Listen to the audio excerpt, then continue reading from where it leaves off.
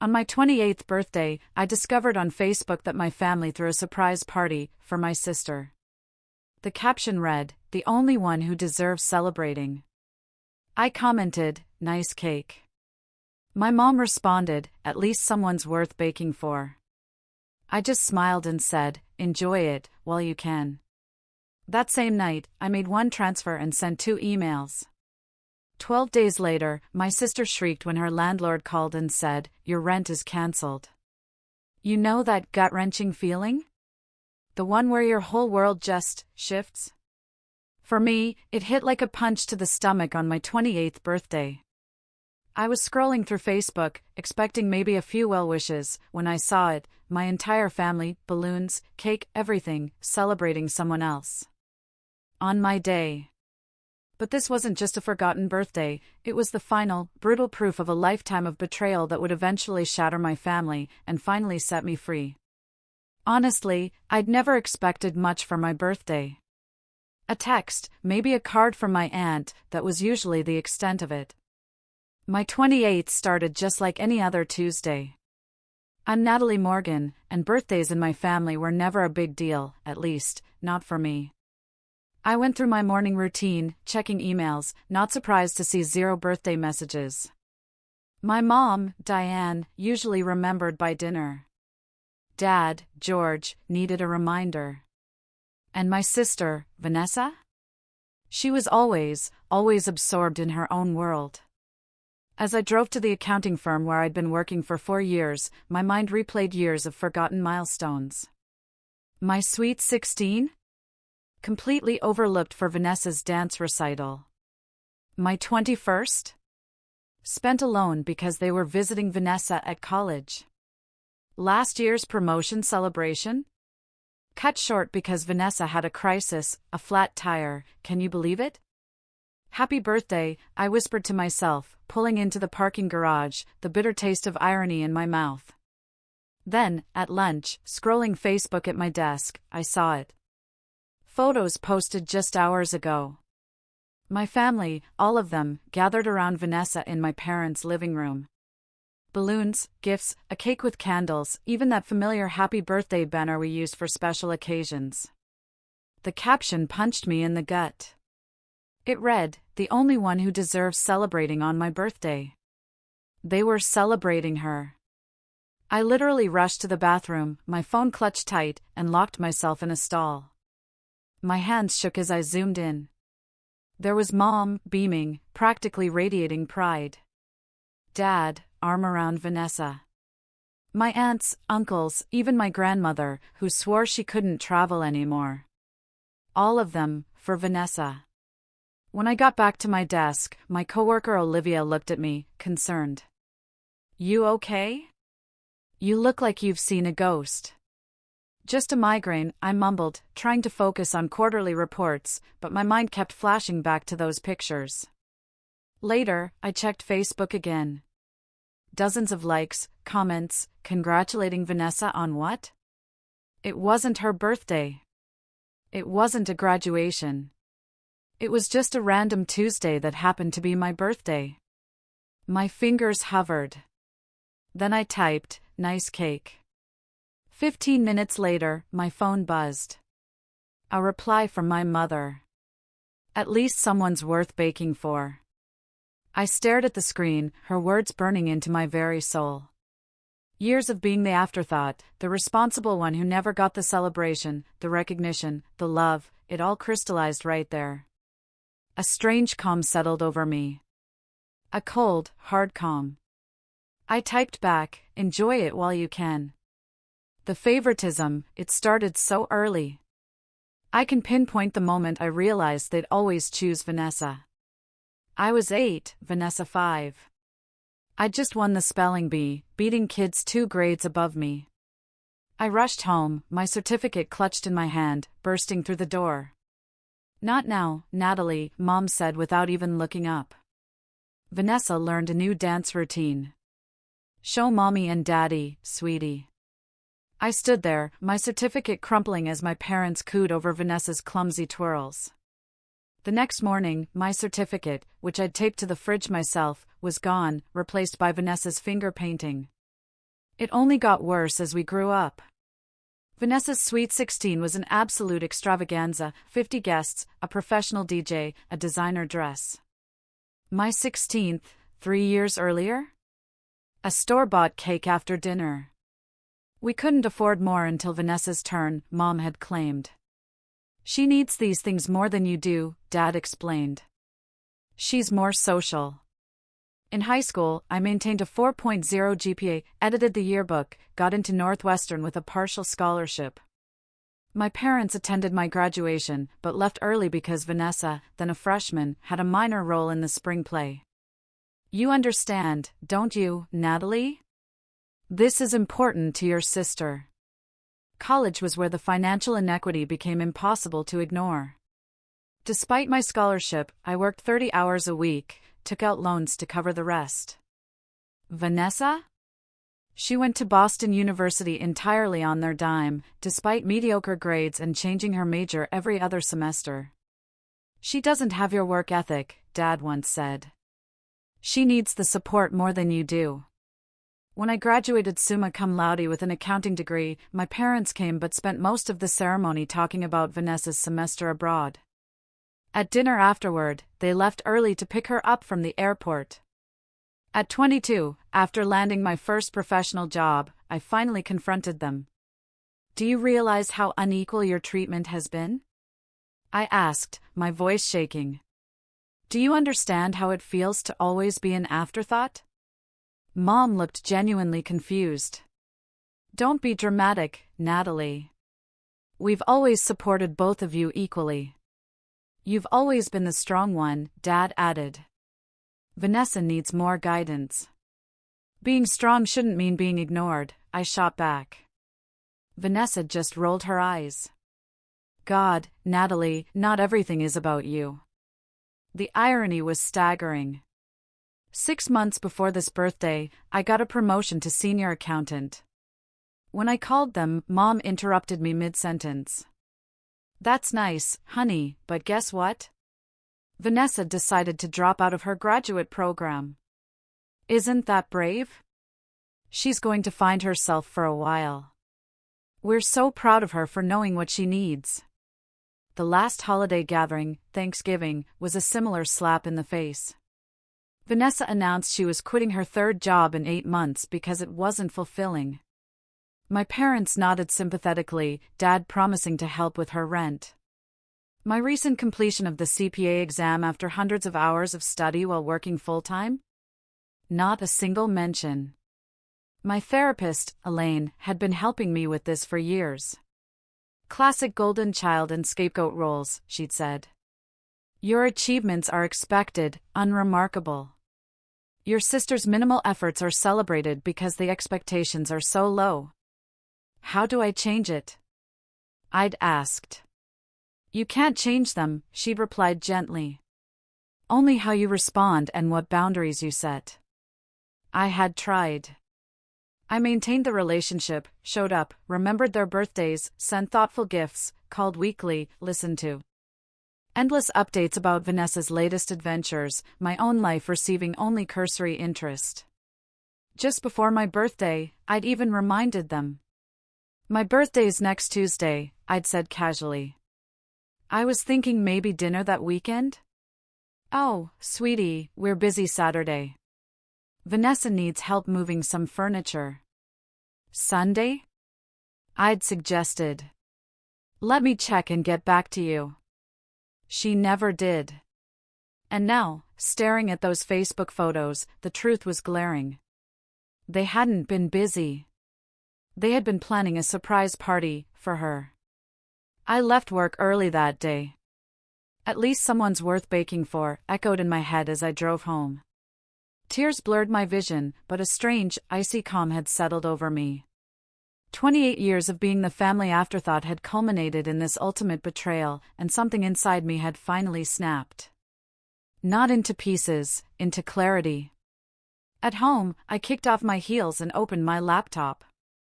I needed to understand exactly how intertwined my finances were with my family before I made any decisions. What I found over the next few hours, it shocked me to my core. 3 years ago, when Vanessa moved to Chicago, my parents had asked me to co-sign her lease. Just a formality, Dad had said. She doesn't have credit history yet. What they hadn't mentioned was that rent payments were partially set up to come from my account. $1,500 a month that I thought was going into a joint investment fund for their retirement. I pulled up bank statements, tracing the money trail with growing disbelief. That family investment account my father set up when I started my career? It didn't exist. Not in the way he described. Instead, my monthly contributions were flowing into a joint account my parents controlled, from which they paid part of Vanessa's rent, utilities, even her credit card minimums. She's struggling to find herself, Mom would say, whenever I asked about Vanessa's career. We're just helping her through this phase. They never realized they included me without my knowledge or consent. My hands shook as I pulled up the lease agreement. Black and white. I wasn't just a co-signer. I was legally the primary tenant, with Vanessa listed as an occupant. The landlord, Roland Hayes, probably had no idea we were sisters. From his perspective, I was renting the apartment, allowing Vanessa to live there. I called my financial advisor, Tyler. Tyler, I need to understand my options regarding some financial entanglements with my family. For the next hour, he walked me through my rights. As the primary leaseholder, I was responsible, but I could remove myself with proper notice. The automatic payments could be stopped immediately. The joint account with my parents? Frozen or closed. This seems sudden, Tyler noted. Are you sure you want to make these changes all at once? I've never been more certain of anything, I replied. After hanging up, I researched tenant laws in Illinois. Chicago had specific ordinances, clear procedures for ending leases. I read every word, taking notes. Then I researched apartments in Vanessa's actual price range without my subsidizing her lifestyle. I wasn't trying to make her homeless. I just wanted her and my parents to face reality. For a moment, doubt crept in. Was I overreacting to a birthday slight? Was this too extreme a response to years of emotional neglect? I reopened Facebook. The photos, the caption, the only one who deserves celebrating. My mother's comment. At least someone's worth baking for. No, this wasn't an overreaction. This was long overdue. This was me finally acknowledging what my family had shown me for years. I was valuable to them only as a resource. Never as a person deserving celebration in my own right. I made a list of actions. This wasn't about revenge. This was about justice, self-respect. I wouldn't be cruel. I would simply stop enabling the dynamic that had caused me so much pain. My plan took shape over a glass of wine and a birthday cupcake I bought myself. By midnight, I knew exactly what to do. First, stop all automatic payments for Vanessa's expenses. Second, email Roland Hayes explaining I'd no longer be responsible after the 30-day notice. Third, email my parents informing them of these changes, not as a threat, but as a simple statement of fact. No emotional arguments, just disentangling myself. As I blew out the single candle on my cupcake, I made a wish. Not for revenge, for freedom. Freedom from the role I'd been cast in since childhood. Tomorrow would be the first day of my new life. A life where I valued myself, even if my family didn't. The morning after my birthday, everything felt incredibly clear. I woke before my alarm, sat at my kitchen table with my laptop. The house was quiet, matching my inner stillness. The storm of yesterday had settled into steady resolve. First, I organized all the documents, lease, bank statements, emails, screenshots. A desktop folder, financial independence. That's what this was, not revenge. Independence. At 8:30, I called my friend Stephanie, a lawyer. I need advice on disentangling my finances from family. You're well within your rights, she confirmed. Just make sure everything is documented and communications are clear and unemotional. This isn't about punishing them. It's about boundaries. Exactly, I agreed. After the call, I logged into my bank. 3 clicks. I canceled the automatic payment to the joint account my parents controlled. Then I transferred that $1,500 directly into my personal savings. It felt symbolic. The first act of reclaiming what was mine. Next, the emails. I crafted them carefully, revising multiple times to ensure they were factual, unemotional. To Roland Hayes, the landlord, Dear Mr. Hayes, I am writing to inform you that I will be removing myself as primary tenant from the apartment at 1742, Lakeview Avenue, currently occupied by Vanessa Morgan. As per the lease agreement, I am providing 30 days notice of this change. Please note that effective immediately, I have cancelled all automatic payments from my accounts for this property. I understand I am responsible for rent during the 30-day notice period, which I will pay directly via check to ensure clarity. I have attached relevant sections of our lease for reference. Please contact me at your earliest convenience to discuss the transition process. Sincerely, Natalie Morgan. To my parents, Mom and Dad, I am writing to inform you of changes to my financial arrangements that will affect Vanessa. Effective immediately, I have stopped all automatic payments from my accounts that have been supporting Vanessa's living expenses. I have also notified her landlord that I will be removing myself as primary tenant after the required 30-day notice period. I was never consulted about these financial arrangements. They were presented to me as investments for your retirement. I cannot continue to financially support Vanessa without my consent. This is not open for discussion or negotiation. It is simply information you need to plan accordingly. Natalie. I read both emails 3 times. No emotional language. Click send. Next, I called a notary, Wesley Clark. Scheduled an appointment that afternoon to update my will and financial directives. My parents were listed as beneficiaries and emergency contacts. That needed to change. I spent the morning securing my finances further, changing passwords, removing my parents as authorized users on an old college credit card, checking my credit report. At lunch, a walk. My neighbor, Benjamin Foster, waved. Happy birthday, Natalie.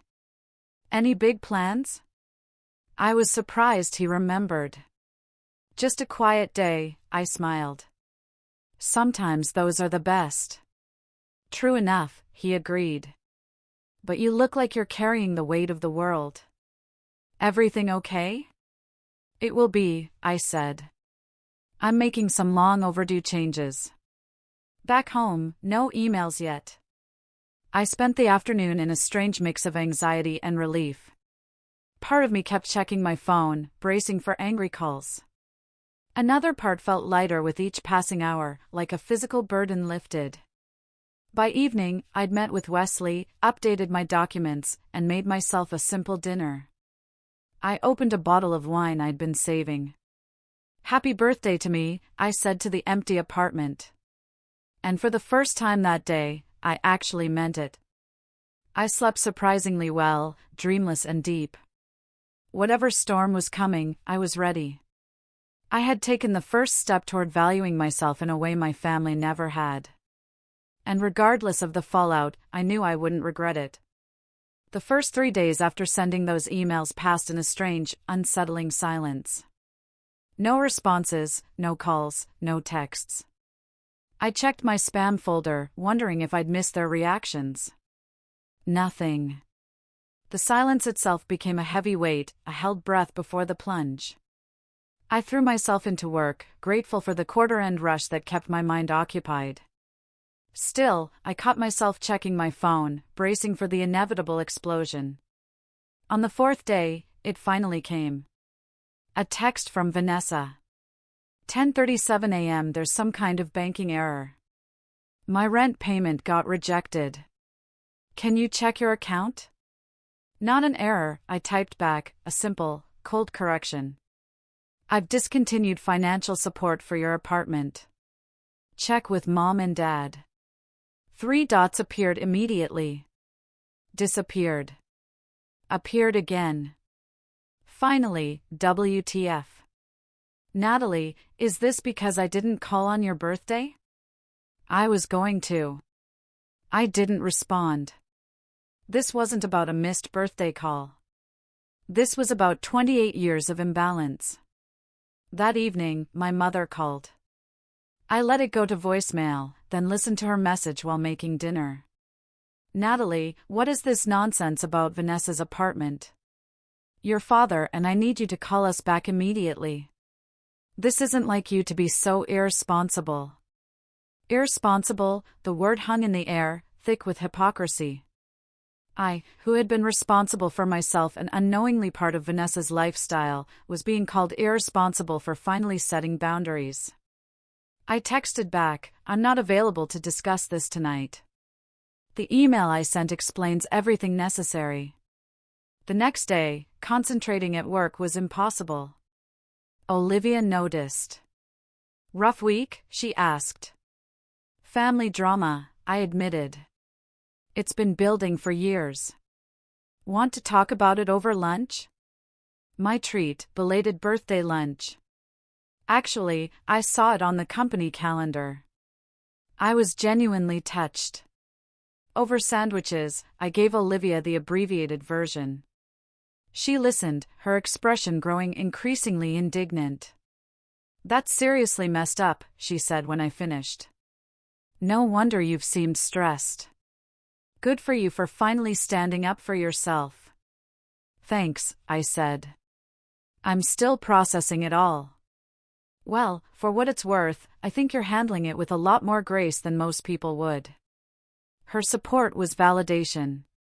I wasn't overreacting. My feelings were legitimate.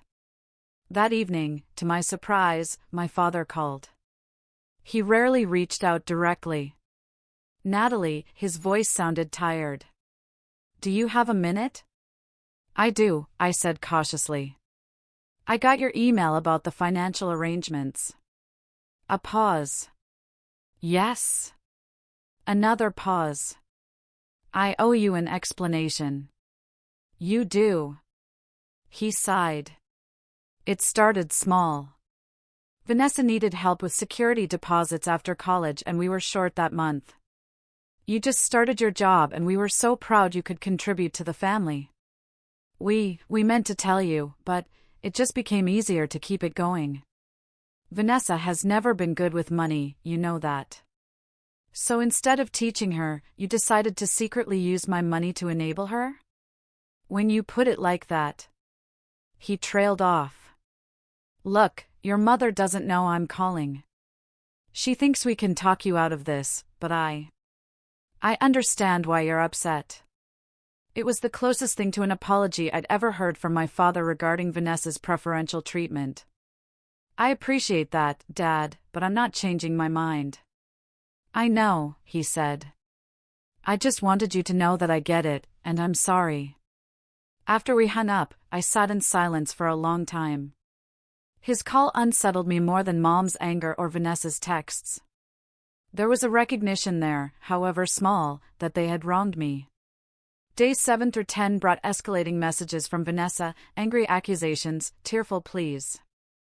I responded minimally, stating only facts, no emotion.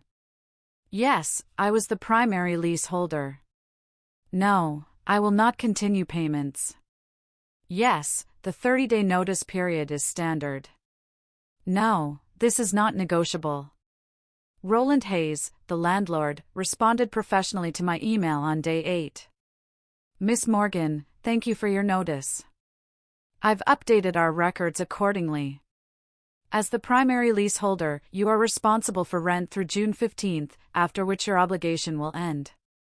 Please note that your sister will need to either qualify for the lease on her own or vacate the property by that date. I've attached the necessary paperwork for transitioning the lease. Regards. I signed the documents immediately, sent them back, and copied my parents for transparency. On day 9, I met with Elaine, my therapist. The past week had been such a whirlwind. I almost canceled, but I knew I needed her support. How are you feeling about the steps you've taken? She asked. Conflicted, I admitted. Part of me feels guilty, like I'm punishing Vanessa for our parents' favoritism. Another part feels liberated. And a small part is still that 8-year-old girl hoping this will finally make them see me. All of those feelings are valid, Elaine said. This is a significant change in long-established family dynamics. It would be strange if you weren't experiencing complex emotions. My father called, I told her. He actually acknowledged they were wrong. How did that make you feel? Validated, but also sad that it took this for him to see it. Elaine nodded. As we've discussed, sometimes it takes a dramatic change in behavior to disrupt entrenched patterns. You're not responsible for their reactions, only for your own boundaries. On day 10, I met with Tyler again. He confirmed all automatic payments had stopped. The joint account with my parents showed no recent activity. They haven't tried to withdraw funds or make changes, he noted. That's a good sign. Or they're planning their next move, I said. Either way, your assets are secure now. As day 11 dawned, I felt a strange calm. No new messages overnight. The storm seemed to be pausing, gathering strength. I knew from experience that this silence didn't mean resolution. It meant preparation. Sure enough, that evening, a text from my mother. Family meeting tomorrow at 6 p.m. Your presence is required. This has gone far enough. I didn't respond, but I knew I would go. This confrontation had been brewing for 28 years. It was time to face it head-on. Day 12. I knew it would be significant before it even began. I woke early, tense with anticipation. At work, I moved mechanically, my mind already at my parents' house, rehearsing what I would say, what I wouldn't. At 2:17 p.m., my cell rang. Vanessa's name flashed. I almost declined, but something told me to answer. Hello? What the hell did you do? Vanessa's voice was shrill, tearful. My landlord just called. He said I have to either qualify for the lease on my own or get out by next month. He said you removed yourself from the lease. Yes, I said calmly. I sent an email explaining this last week. I thought you were just being dramatic. I didn't think you'd actually do it. Her voice cracked. How am I supposed to afford this place on my own? You know what I make at the gallery? You've had 3 years to build credit and savings, Vanessa. The fact that you haven't isn't my responsibility. This is so typical of you. Always so perfect, so responsible, looking down on everyone else. Is that really what you think of me? I asked quietly. That I look down on you? God, Natalie, I can't deal with this right now. Mom and Dad are furious. They're saying you're having some kind of breakdown. I'll see everyone tonight, I said. We can discuss it then. You're really coming? Mom wasn't sure you would. I'll be there. After hanging up, I requested to leave work early, citing a family emergency. My boss, Catherine Maxwell, was always understanding. Everything okay? She asked. It will be, I replied. I just need to handle something important. Take the time you need, she said. Your reports are already ahead of schedule. I drove home to change clothes, gather the documents I'd organized. This wasn't a casual dinner. This was essentially a trial, and I needed to be prepared. I chose my outfit carefully, a navy blue dress, one I wore for important client meetings. Professional but not intimidating. I wanted to appear calm, collected, not aggressive or defensive. At 5:45 p.m., I pulled into my parents' driveway. Mom's car was there, Dad's, too, and Vanessa's beat-up Honda parked crookedly near the mailbox. Everyone had arrived early, probably to align their stories before I got there. I took a deep breath, gathered my folder, and walked to the front door. Before I could knock, it swung open. My mother stood there, her expression a mix of anger and concern.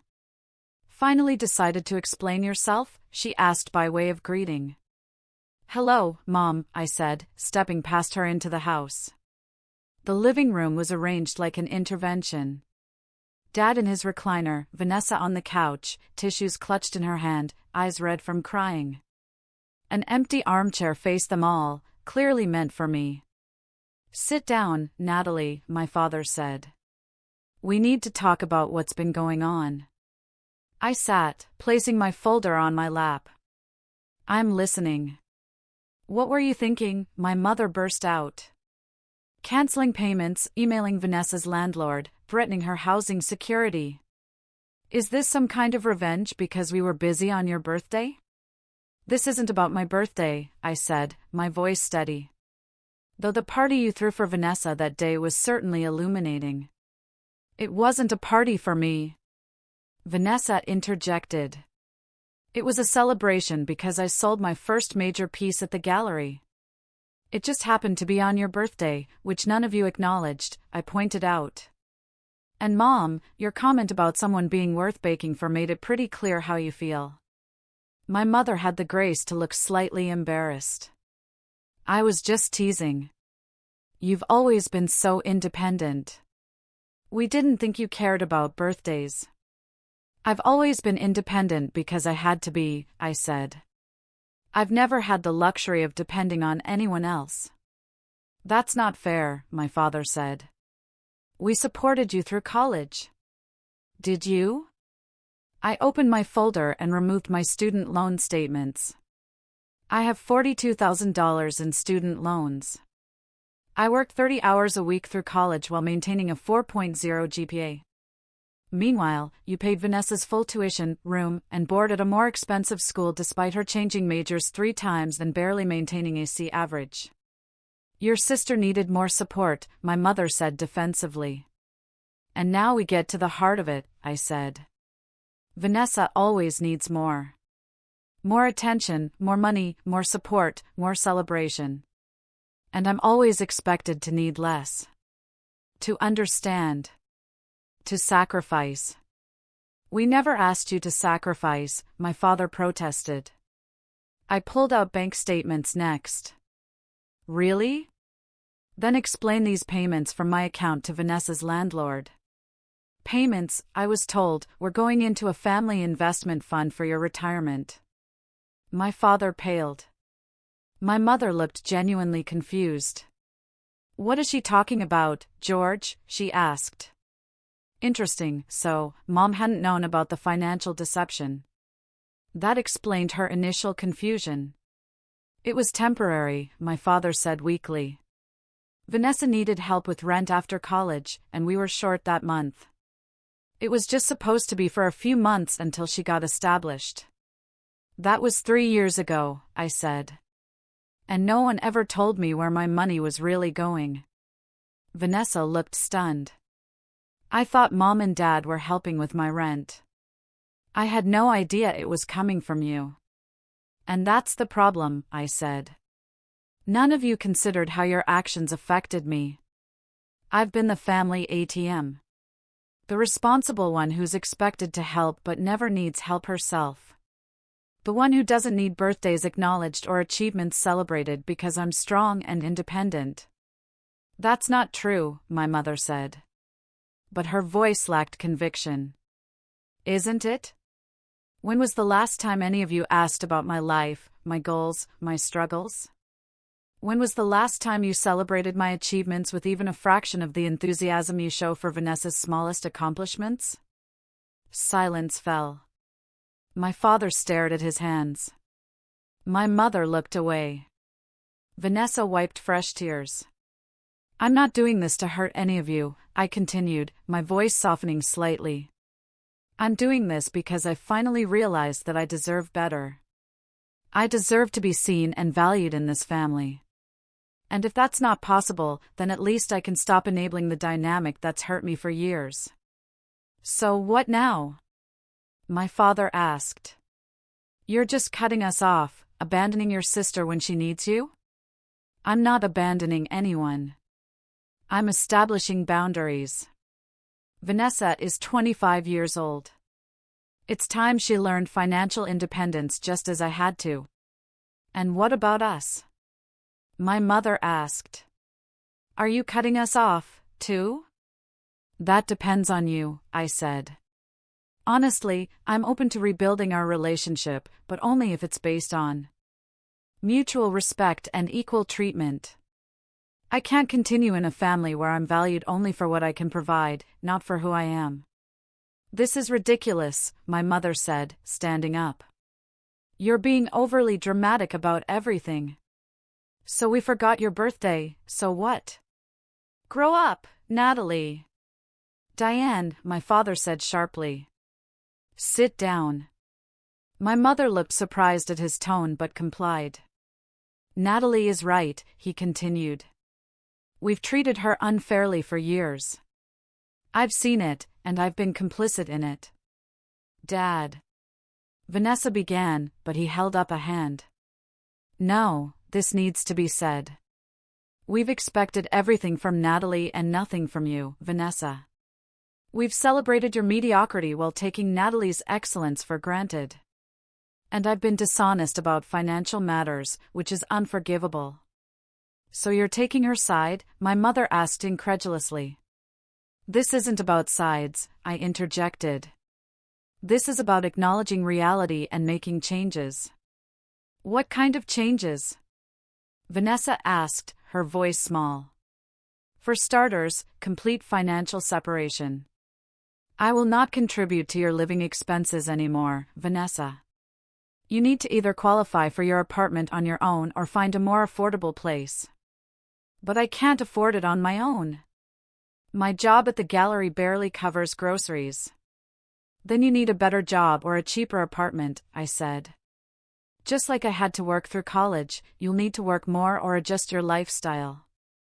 And what about us? My mother asked. What changes do you expect from us? Acknowledgement, I said. Acknowledgement of the favoritism, the unfair expectations, the taking me for granted. And a commitment to change. To see me as a daughter worthy of celebration and care, not just as a resource. And if we don't agree to these terms, my mother asked, her voice cold. Then we'll have a very distant relationship, I said simply. I won't subject myself to more of the same treatment. I value myself too much now. My father nodded slowly. You're right, Natalie. And I, for one, am sorry. Truly sorry for how we've treated you. The sincerity in his voice brought unexpected tears to my eyes. In all our family conflicts, I'd never heard such a straightforward apology. Thank you, Dad, I said quietly. Vanessa looked between us, then sighed heavily. I didn't know, she said. About the money, I mean.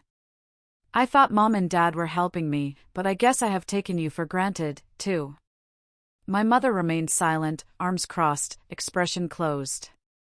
So, what happens now? My father asked. Now, I said, gathering my documents and standing up. We all have decisions to make about what kind of family we want to be, about what kind of relationships we want to have. I've made my position clear. The rest is up to you. I walked to the door, pausing before opening it. I love all of you, I said. But I love myself, too. And that's something I should have learned a long time ago. As I drove home, I felt lighter than I had in years. The confrontation hadn't resolved everything.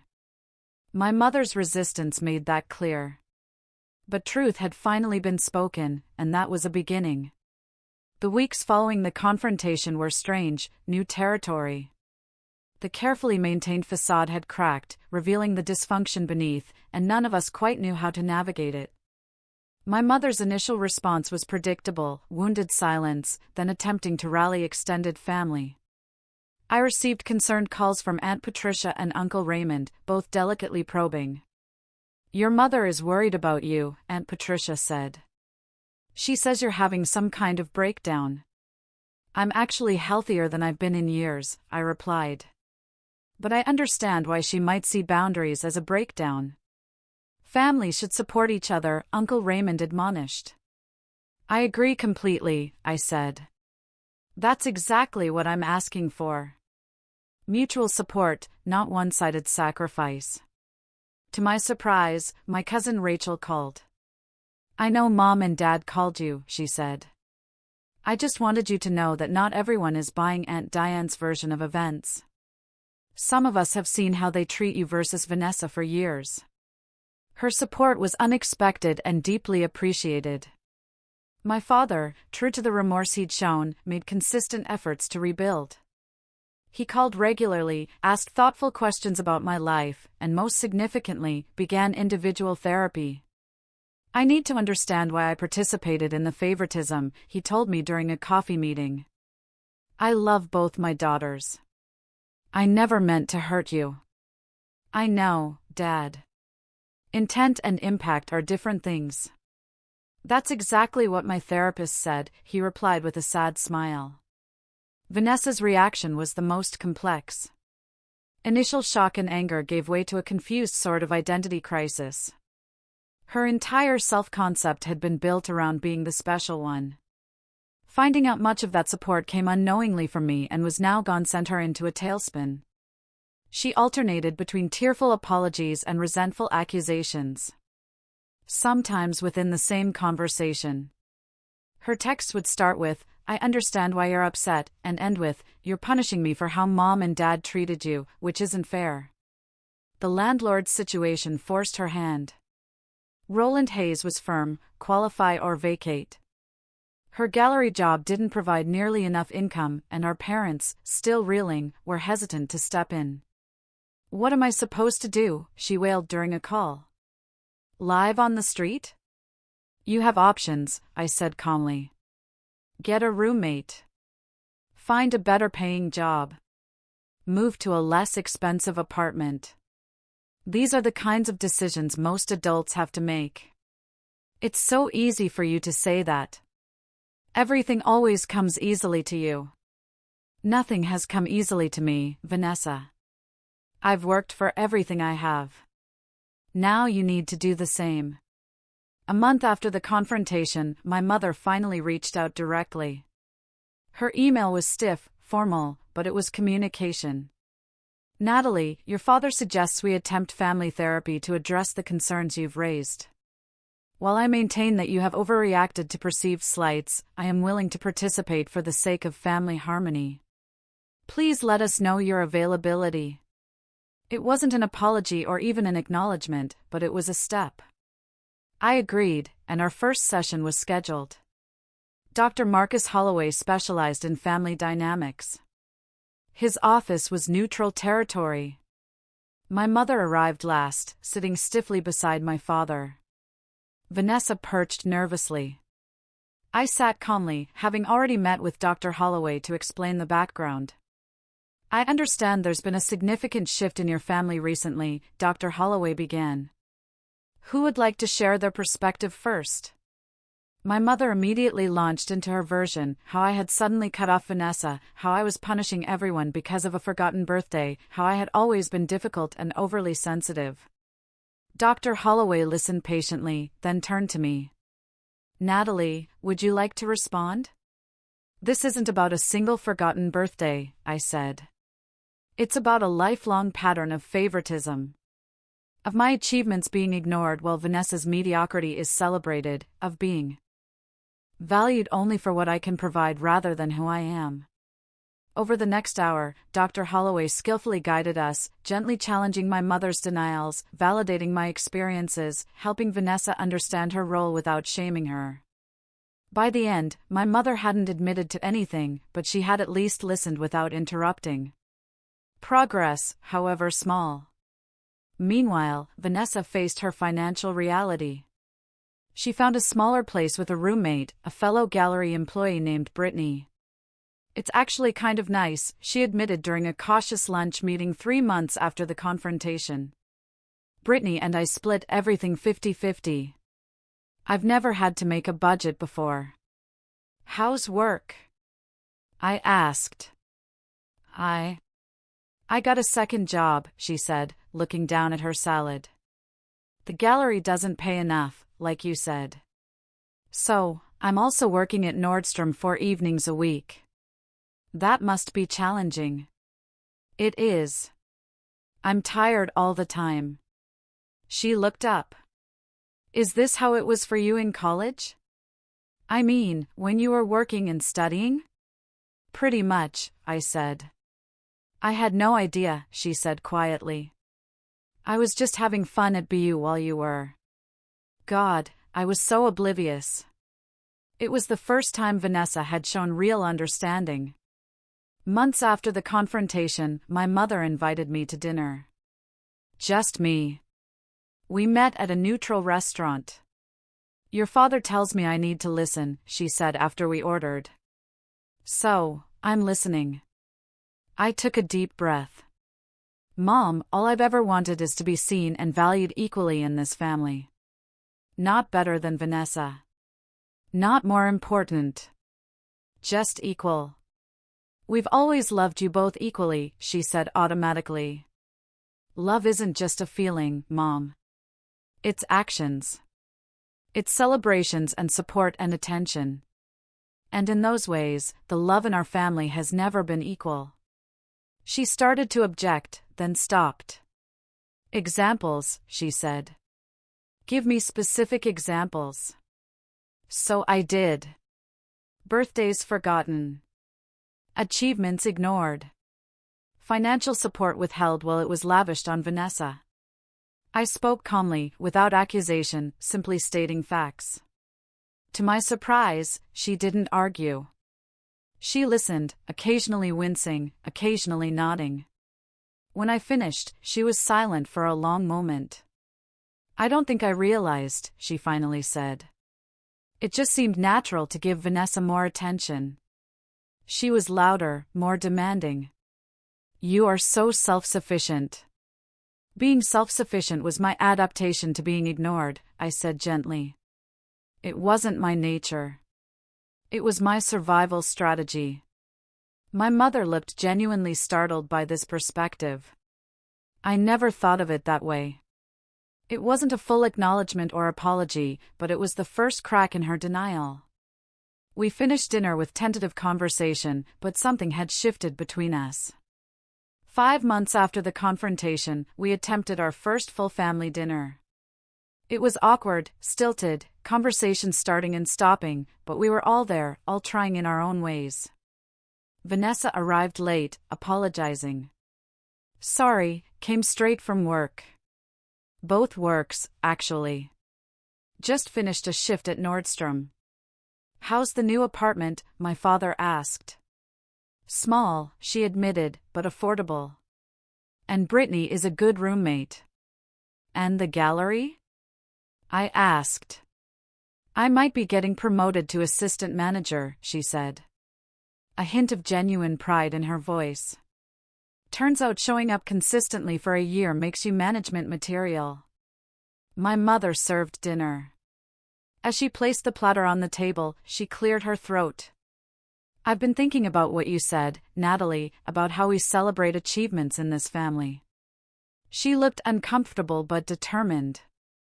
I want to acknowledge your promotion last year. I know it's late, but congratulations. You've always been exceptional at whatever you set your mind to. The acknowledgement, however belated, brought unexpected tears to my eyes. Thank you, Mom. That means a lot.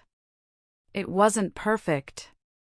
My mother still occasionally slipped into old patterns. Vanessa still sometimes expected special treatment, but slowly, steadily, the dynamic was changing. We were all growing, adapting, learning to relate in healthier ways. And I was learning, too. Learning that maintaining boundaries didn't mean cutting people off. That speaking my truth didn't require anger.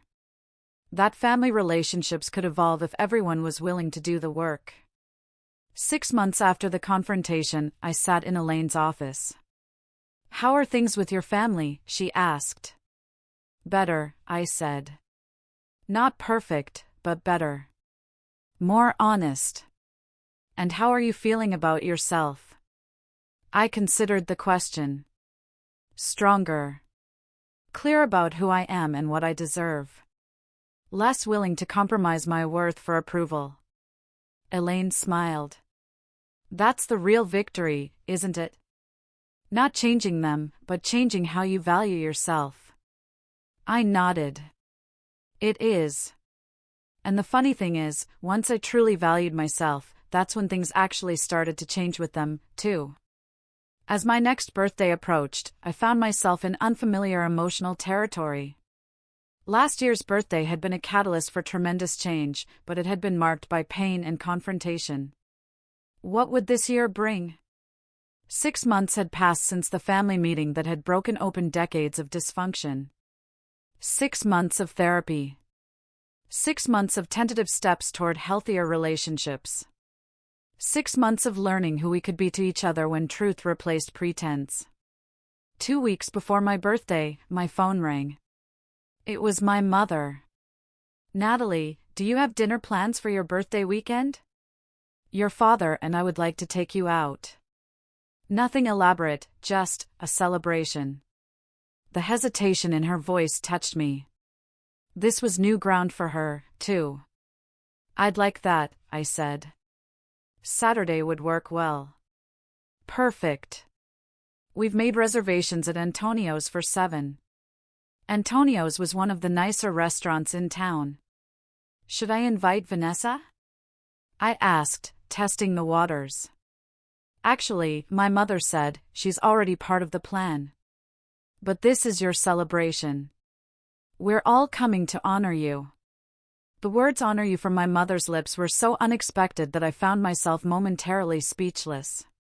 Natalie, are you there? Yes, I managed. That sounds lovely. Thank you. The night of my birthday dinner arrived. I dressed carefully in a new dress I'd bought for the occasion. Emerald green, a color I loved but rarely wore. As I applied my makeup, I studied my reflection. I looked different somehow, more confident, more at peace. My doorbell rang at 6:30. To my surprise, it was Vanessa alone. I thought I'd ride with you, she said, if that's okay. Of course, I said, grabbing my purse. Everything all right? Yeah, she said as we walked to my car. I just wanted a few minutes with you before dinner. Once we were driving, Vanessa turned to me. I've been doing a lot of thinking about everything that happened, about how I never really saw you. How I took and took without giving back. Vanessa, no. Let me finish. This is important. She took a deep breath. The past 6 months have been really hard.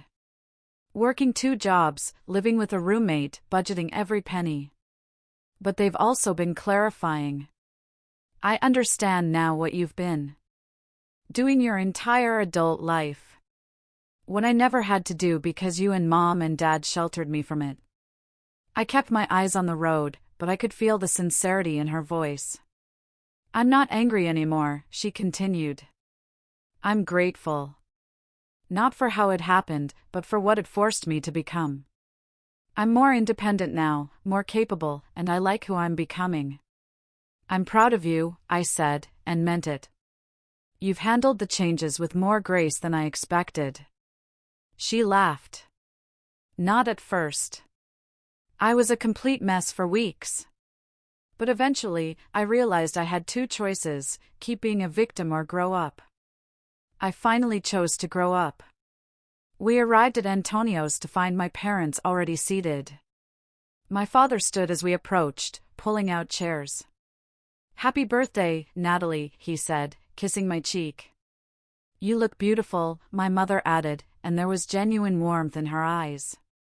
Dinner was surprisingly pleasant. My mother had clearly made an effort to prepare topics that centered on my interests and achievements. My father spoke openly about his therapy journey, acknowledging patterns he'd learned from his own father that he'd unconsciously perpetuated. I never wanted to play favorites, he admitted. But I realized I was more comfortable with Vanessa's needs because they were emotional, not practical. Your self-sufficiency intimidated me somehow. That's insightful, Dad, I said, touched by his honesty. Therapy, he said with a self-deprecating smile. Expensive but effective. After dessert, a chocolate souffle with a single candle that the entire restaurant staff sang for, my mother cleared her throat. We have something for you, she said, placing a small wrapped box beside my coffee cup. Inside was a delicate gold necklace with a small diamond pendant. It's beautiful, I said, genuinely surprised. It was your grandmother's, my mother explained. I've been saving it. I always intended for you to have it, but I never found the right occasion. She paused. Or rather, I never made the right occasion. I'm trying to do better with that. Thank you, I said, blinking back tears. This means a lot to me. There's something else, my father said, handing me an envelope. Inside was a card signed by all three of them and a check for the exact amount of student loan debt I still carried. We can't undo the past, my father said. We can't go back and support you through college the way we should have. But we can do this now. Dad, this is too much, I protested. It's exactly enough, he said firmly. It's what we gave Vanessa. It's what you deserve, too. The equity of it, the acknowledgement of past imbalance, moved me deeply. I don't know what to say. Say you'll accept it, my mother said. Let us do this one thing right. I nodded, unable to speak past the lump in my throat.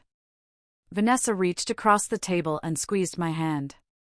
I have something for you, too, but it's at home. Can we go back to your place after dinner? At my apartment, Vanessa handed me a clumsily wrapped package. Inside was a handmade scrapbook. As I turned the pages, I saw photos of us growing up, many I'd never seen before, along with ticket stubs, program booklets, and other mementos from achievements of mine that I thought no one had documented. Where did you get all this? I asked, amazed. I've been working on it for months, she admitted. Some of it I had. Some came from Mom's boxes in the attic. Some I tracked down from old teachers and friends. I stopped at a page that held a certificate, my spelling bee win from when I was 8.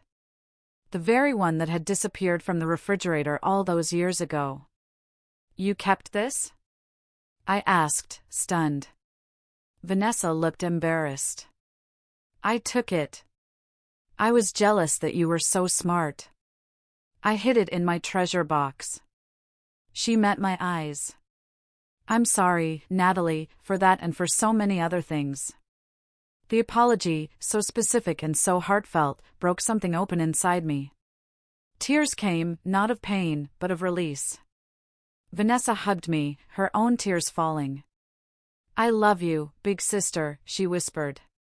I'm sorry it took me so long to show it properly.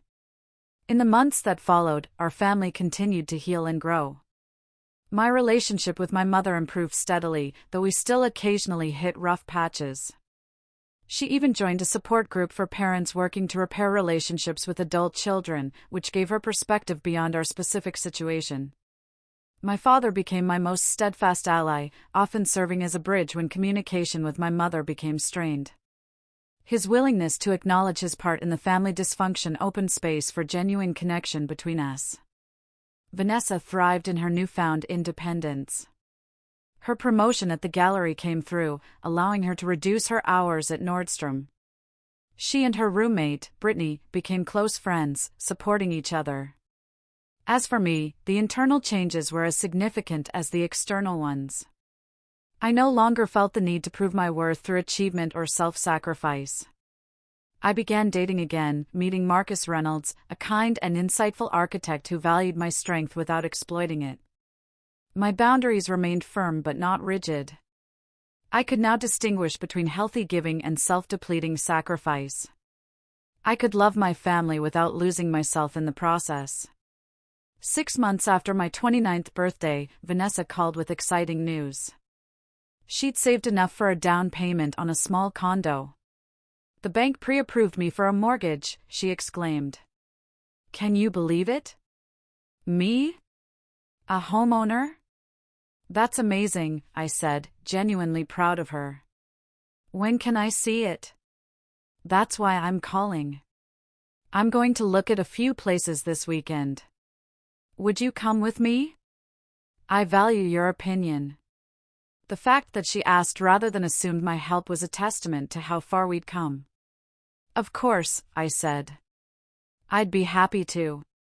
After we toured several properties, Vanessa fell in love with a small but charming one-bedroom condo in an up-and-coming neighborhood. The price was at the top of her range, but the location was excellent. What do you think? She asked as we sat in a nearby cafe discussing the options. It's a lovely place, I said. The neighborhood is great, and the building seems well maintained, but the monthly payments would be tight on your current income. You'd have very little margin for emergencies. She nodded, considering this. You're right. Maybe I should keep saving for another year. I hesitated, then made a decision. What if I helped with the down payment? Not a lot. Just enough to lower your monthly payments to a more comfortable level. Vanessa looked surprised, then suspicious. Why would you do that after everything? Because I want to, I said simply. Because I can afford it, and it would make me happy to help you in this specific way. But only if you want it, and only as a gift, not an obligation. I don't know, she said. I've been so proud of doing this on my own. You have done it on your own, I assured her. You've saved, improved your credit, qualified for the mortgage. This would just be a sister helping a sister the way family should. She studied me for a long moment. Is this really different from before? From how Mom and Dad used your money without asking. It was a good question, one that showed how much she'd grown. Yes, I said, because it's my choice. Offered freely and transparently. Because you didn't expect or demand it. Because it's a single gift with clear boundaries, not an ongoing subsidy. And because our relationship now is based on mutual respect, not one-sided sacrifice. She considered this, then nodded slowly. If you're sure, then yes, thank you. And I promise I'll never take your generosity for granted again.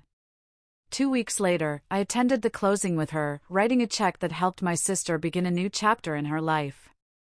As we toasted with champagne in her new, empty living room, I realized how far we'd come from that Facebook post on my 28th birthday. The journey hadn't been easy.